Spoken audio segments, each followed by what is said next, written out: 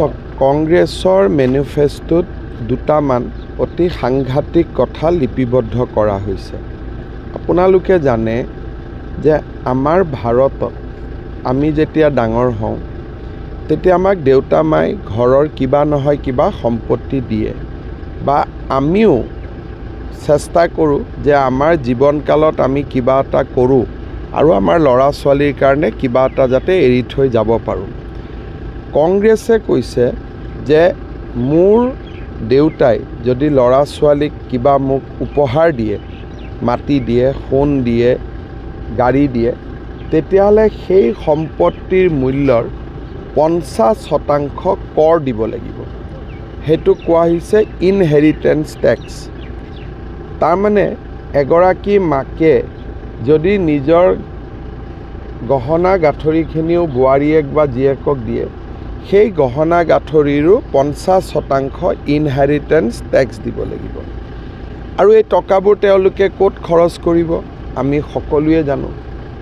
এই কথাটো লৈ গোটেই ভাৰতত এটা বিতৰ্কৰ সৃষ্টি হৈছে।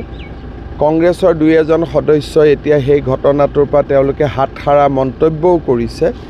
কিন্তু ইনহেৰিটেঞ্চ টেক্সৰ যিটো বিষয়, উত্তৰাধিকাৰী কৰৰ যিটো বিষয় তেওঁলোকে আনিলে, সি সমগ্ৰ ভাৰততে মধ্যবিত্ত আৰু এছপাৰেশ্যনেল যিটো ক্লাছ, নিঅ' মিডল ক্লাছ বুলি কওঁ, তেওঁলোকৰ মাজত এটা হাহাকাৰ সৃষ্টি কৰিছে আৰু ৰাইজে কংগ্ৰেছক গৰিহণা দিছে। আজি নিৰ্বাচনী প্ৰচাৰ অভিযান মূলতঃ মোৰ বৰপেটা লোকসভা সমষ্টিত আছে।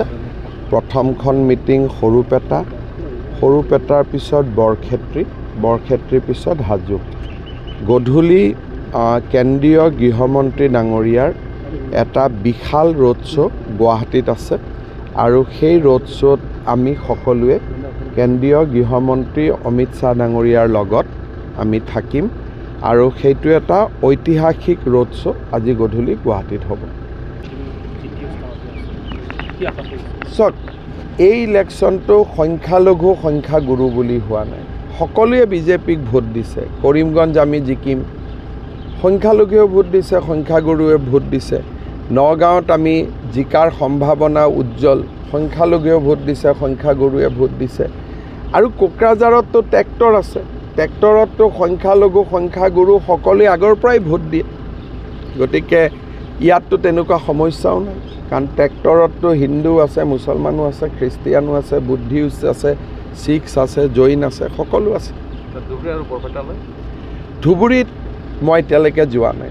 বৰপেটাত মই আজি কৰিম। বৰপেটাখন আমি অনায়াসে জিকিম। ধুবুৰীত মোৰ পৰহিৰ পৰা কেম্পেইন আছে, তেতিয়া মই গম পাম ধুবুৰী পৰিৱেশ।